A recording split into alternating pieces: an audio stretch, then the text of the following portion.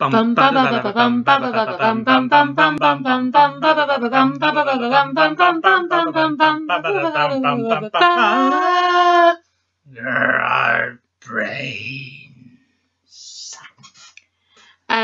this is a review by Captain X and Rogue One. So, yeah, Pride and Prejudice and Zombies is exactly what it sounds like. It's Pride and Prejudice, but with zombies. No, it's not. Well, it kind of is. We'll get to that. So, for example, when they have the ball at the beginning, wouldn't you know it, zombies attack. And when you're introduced to Mr. Darcy, he's not introduced helping Bingley look at, what is it? Property. He's...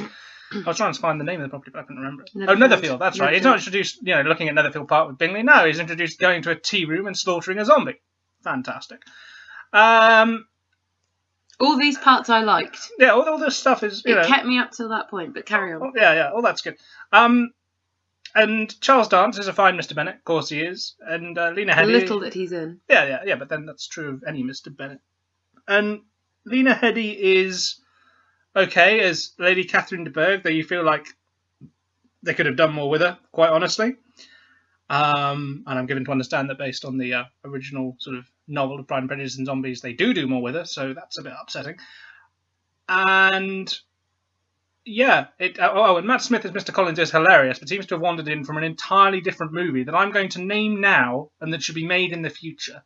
Carry On Austin. Or, because Ealing Studios have, revived themselves over the last couple of years, I reckon an Ealing Studios sort of Pride and Prejudice comedy, and they should just have Matt Smith in it as Mr. Collins, doing exactly what he's doing here, and it wouldn't seem out of place. Whereas here, I know you have to have some comedy, but it is like nude whiplash. It's like...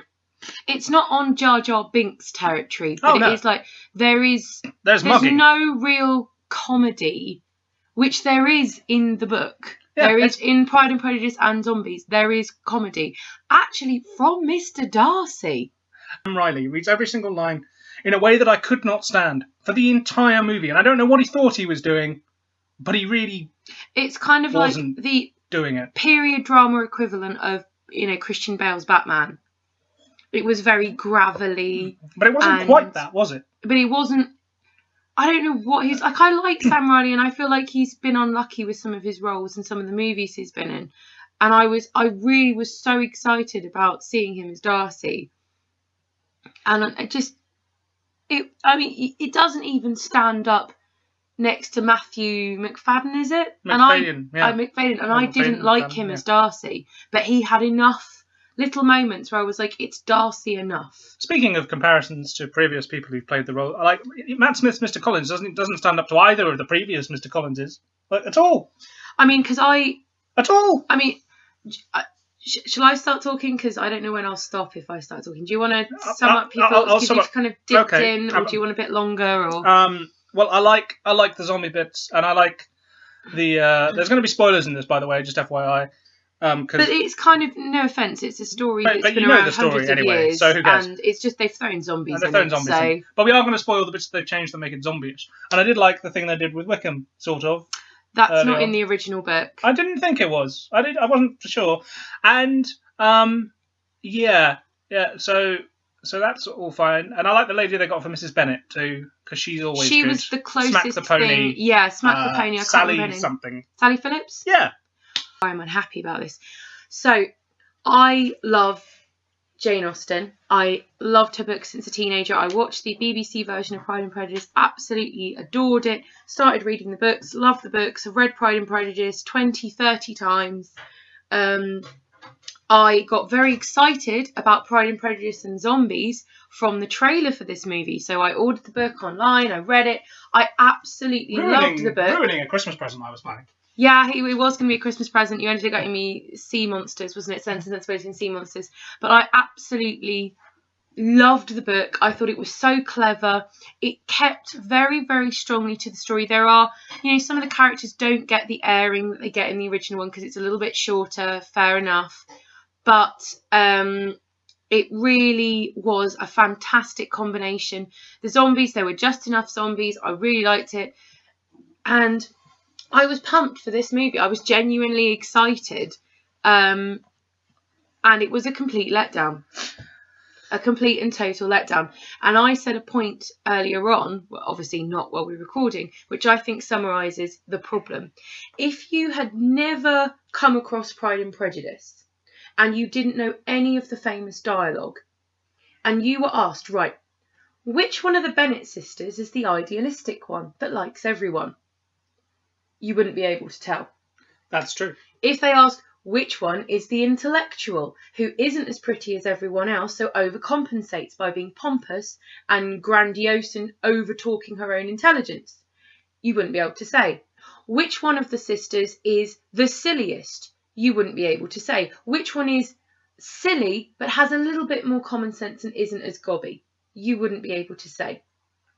None of the characters are distinguishable from each other. Elizabeth Bennet, even she is, I think if you watch this and then you watch Pride and Prejudice, it's not the same character. The story is ripped to shreds. They have this nonsense that the 4 horsemen of the apocalypse are roaming around England and that wearing fabulous golden masks. Fabulous golden masks. And then it turns out that Wickham is the Antichrist. That isn't needed. I think the problem is in the book, because in the Pride and Prejudice and Zombie book, they stick to the original plot, that Wickham and him kind of have a bit of butting of heads. It isn't really the action set piece that you want at the end of your movie. So they've ripped it apart, that Wickham is basically the leader of the zombies, which can apparently talk and follow instructions, which isn't the case at all. They're just mindless and they just eat people. So in the book they are just mindless? They are just completely mindless. You never hear any of them talking. Okay. They swarm. Because that was weird. Yeah. They literally, one of the second or third zombies you see... Like the second zombie? It is a talking, coherent, sentient person, which is really weird. And I was honestly almost interested in that, because it seemed like, oh yeah, maybe there's going to be some kind of interesting plot with the zombies and them trying to tell. And they have them, and then that's dropped. But that's dropped completely. And then they have it that, well, if you don't feed on human brains, you maintain your sentience, so they eat pig brains. And I was like, this doesn't need to be here. There is enough plot in Pride and Prejudice, let alone the plot that had to be cut out to Pride and Prejudice and Zombies. There is sufficient plot without the need of inserting We don't need the zombie lore. Antichrist. We don't need zombie lore on top of everything else we have to have going on in this movie. So they've added in all of this stuff, basically so they can have all these set pieces. The next thing, the geography. Okay, fine, America. I understand that England's quite small as far as you're concerned, but Hertfordshire is not a short horse ride away from London. Although, can I tell you something I did like? What was that? It was the Indiana Jones style map. I thought it was quite funny. Yeah, there is a map. Yeah, there. You see, this is the problem. It's trying to be a lot of different things. There is a point where I was with it. So Darcy's there. He has flies in a little jar to detect a zombie. I loved that. There's kind of, I didn't really like how the first handling of their meeting was. Elizabeth is clumsy and drops a bottle, and that's not her character. She isn't a clumsy. And then you have the Bennet sisters kicking ass at this, not the Neverfield Ball, sorry, the Meryton Ball, because all these zombies come in. I loved that. And then it's like, you see this kind of somewhat poorly shot action sequence, because I couldn't quite tell what was going on. I wanted to see what was going on, because it's the only time the Bennet sisters are kicking ass together. I could follow it. I thought it was all right. I thought it could have been clearer. I thought the shots were a little bit too short. Oh, yeah. And then all of a sudden, there's this been really quite entertaining, if not entirely greatly edited, action sequence. Everything stops for an entire minute so that Darcy can have some exposition. And that could have been played over him watching her fight. That could quite easily have been done. But it just ends up being quite this awkward little tacked on, clunky pause. It was uncomfortable, and it wasn't awkward in an entertaining way, because Mr. Collins is supposed to be an awkward character. It wasn't. It was just, it made me uncomfortable. It made me not want to watch it. I actually wanted to walk out. And it got to the point where Jane was at Netherfield and she gets sick and she has to be looked after. And up to that point, I was with it and I was thinking, I'm going to buy this on Blu-ray. This is going to be one of my favourite movies, because they got the right balance of the original story, a couple of extras. We'd had a couple of missteps and I was like, yeah, okay, fine, I can accept those. And then from there onwards, it was like the plot decided it was like, I don't know what it thought it was. It was just, it turned into something completely else. It didn't stick with the original plot. And I just didn't like it. I really didn't like it. And it was change for change's sake. Now, I accept that sometimes things have to be changed for movies. I accept this. I do not expect that every single character in Pride and Prejudice can fit in a 2-hour movie. Yeah, you can't have, with this. any adaptation, you can't have, total fidelity to source material depending on how long it is or whatever. I accept this. But they took it too far, to the point that the characters aren't recognisable, the story isn't recognisable. And the story of Pride and Prejudice and Zombies is Pride and Prejudice with zombies in it. And they're just... I think if you showed someone Pride and Prejudice and Zombies and you didn't tell them the title, and then you showed them another version... The Pride and Prejudice? Yeah, like Pride and Prejudice, the movie, or, you know... Or the TV or the television series. They're not the same. The stories are completely different. They add in this whole thing with, you know, there's this Church of the St. Lazarus, which isn't in the book. Purely, I think, to have a reference to someone coming back from the dead in a biblical sense, so they can get that Antichrist thing.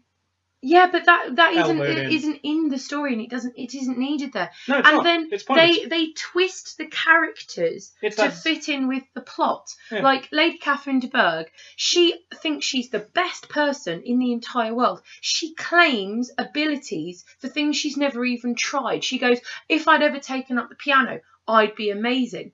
And everyone's expected to just go, I'm going to give you credit for something that you've never tried, you've never shown ability for, and you never will show ability for. That's her character. She is arrogant, dips her oar into everything, and she's rude. She is rude to people. And provided she can sort of keep you in your place, she's happy to like you, because you know she'll like you if you're useful, you provide her some diversion or something. But apart from that, And in Pride and Prejudice and Zombies, she is the same. She is arrogant. She just happens to be the best zombie killer in England, which is, I love that idea. The thought of this snobbish woman who is very inactive, really, in some ways, in the story until the very end. Yeah.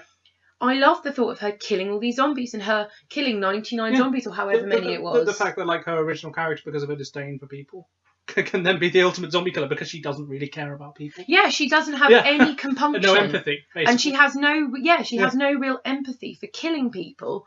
And, you know, she's got an excuse, they're the undead. And at the end of the book, she brings, I don't know if she brings all of her ninjas, but she brings a whole squadron of ninjas to Longbourn and basically tries to kill Elizabeth because she's found out that she might be trying to marry Darcy and she doesn't think she's good enough. She's from a sullied family. And that's really cool. And cool. Elizabeth ends all of these ninjas. She ends them. That would have been really fun to see. And in the movie, it's one tall guy. Who I swear was the same tall guy from the first Sherlock Holmes movie that Downey Not Jr. the same guy. No, not the same guy. Okay, no. Just looked a lot like him. Same sort of look. No. And it was really dull, too. And it was a really dull fight. And then basically... But though I did like her continually saying, no to stuff. Yeah. That was fun. Because she keeps going, will you submit? And she keeps going, no. That was quite fun. So then you have Lady Catherine de Bourgh trying to kill Elizabeth Bennet. And it's fantastic. And Elizabeth gets the upper hand and lets her live because she has fallen in love with Darcy. And at the end, after Elizabeth and Darcy are riding across a bridge that's blowing up, get knocked over. And Elizabeth is okay and she wakes up and Darcy isn't. And she holds him in her arms. The first moment that I ever beheld you. I loved you. Or something stupid like that. And then she kisses him. And I'm just like, no, Elizabeth does not like him. She acknowledges that he's attractive when she first meets him. And then he basically turns around and says, you're not good enough for me to ask to dance. And from there, she's like, right, mate, you've offended me. You've offended my vanity. And I am going to make you suffer. And she basically socially baits him until he proposes. And he thinks this is her flirting. But actually, it's her going, do you know what? I don't like you. You have offended me. I feel no need to be polite to you. She feels fully justified in disliking him. And it's handled the same Pride and Prejudice and Zombies.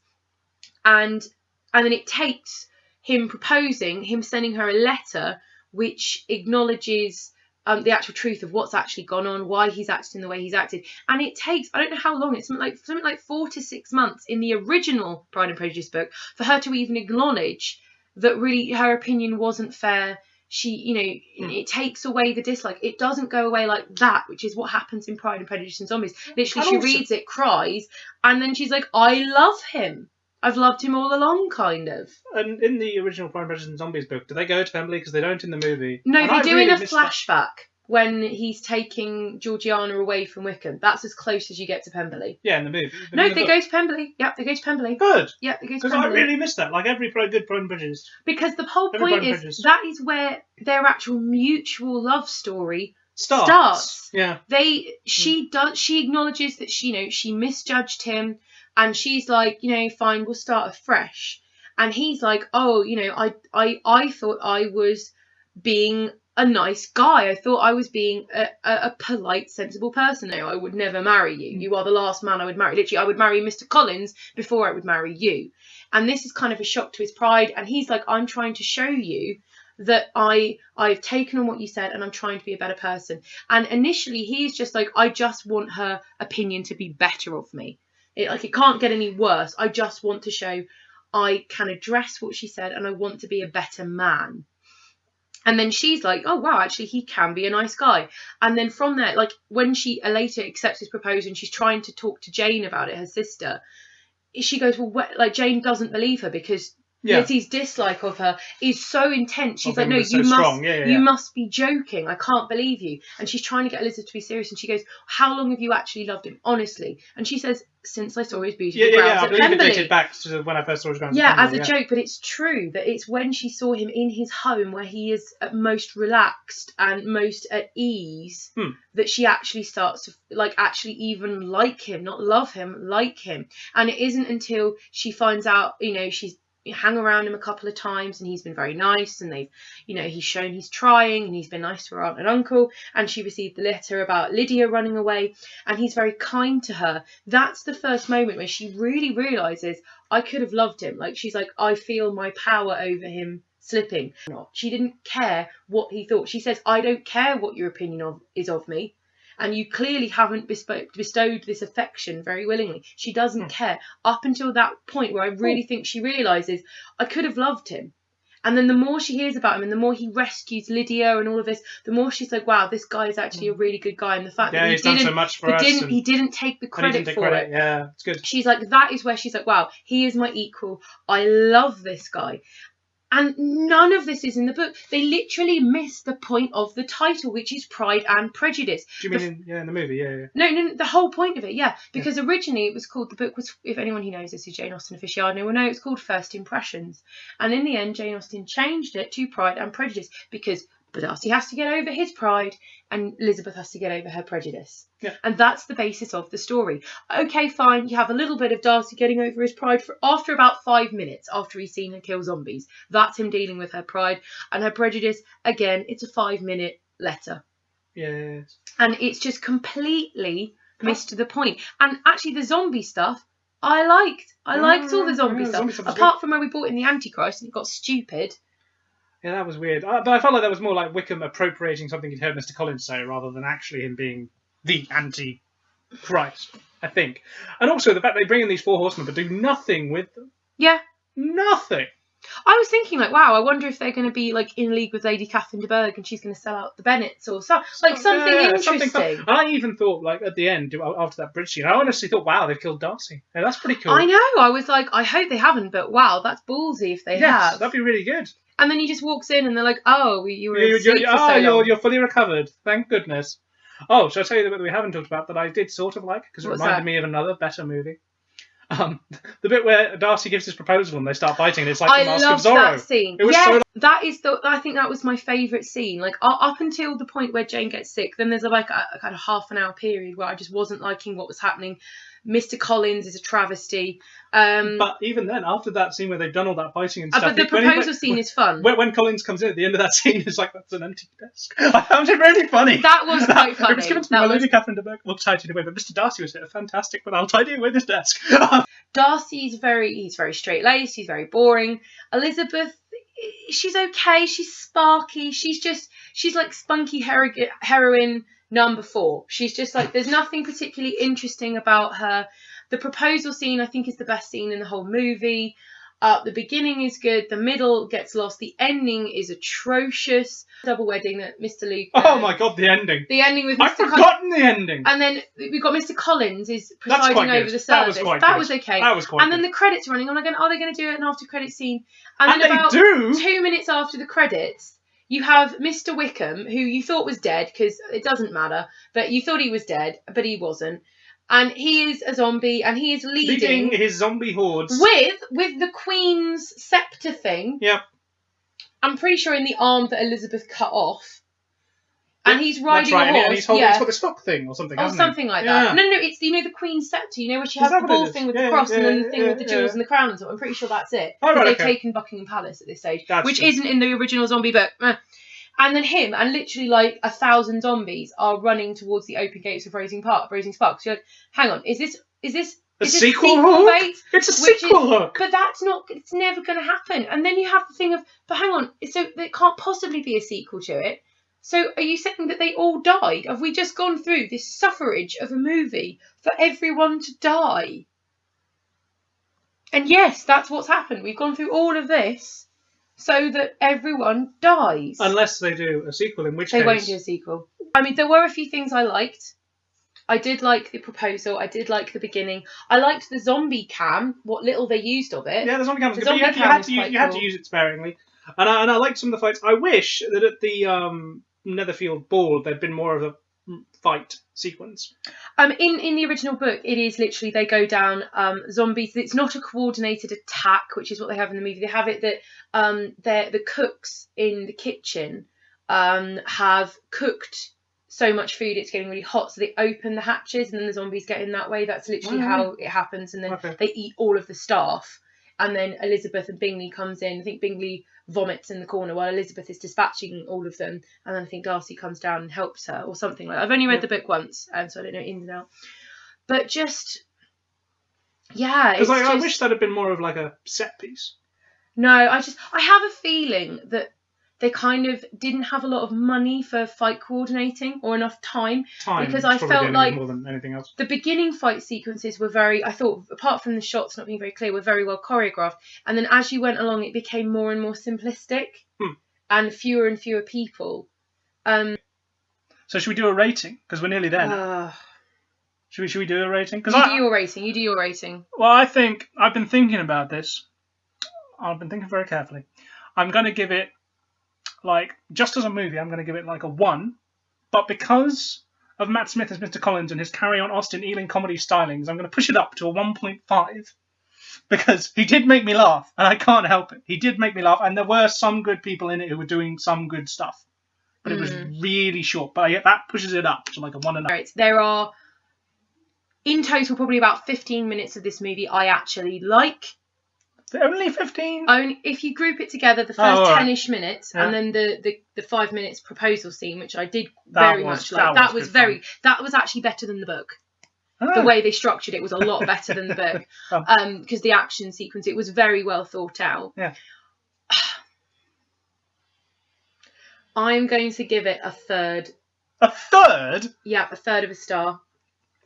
So a third out of 5. So 0.3 out of 5. 0.3 recurring out of 5, and I think I'm being generous. Right, we're done. So we've got what was your rating again? 1.5? 1.5. And a third. And it's lucky it got that. Maybe I should downgrade it. I don't know. No, just keep it as a third. You've said it now. It's a third. Like a very stingy third. That's know, like when someone gives you a pint and it's not quite to the top. This is not a full third. This is like someone's told you it's a third, but it's not a full third. It's like mostly froth. It's okay. I pour you really good pints, so that never happens here. Yeah. So anyway, don't go and see it. Go and see Deadpool. Go and read the Pride and Prejudice and Zombies book. Go and read Pride and Prejudice. Go and watch Pride and Prejudice TV series. The BBC version, the Keira Knightley version, no, anything. Don't see the Keira Knightley version. Yeah, just don't encourage them. Don't encourage them because they'll just make Wickham the Antichrist. Okay, so this is goodbye from Captain X. And goodbye from Rogue One. Goodbye.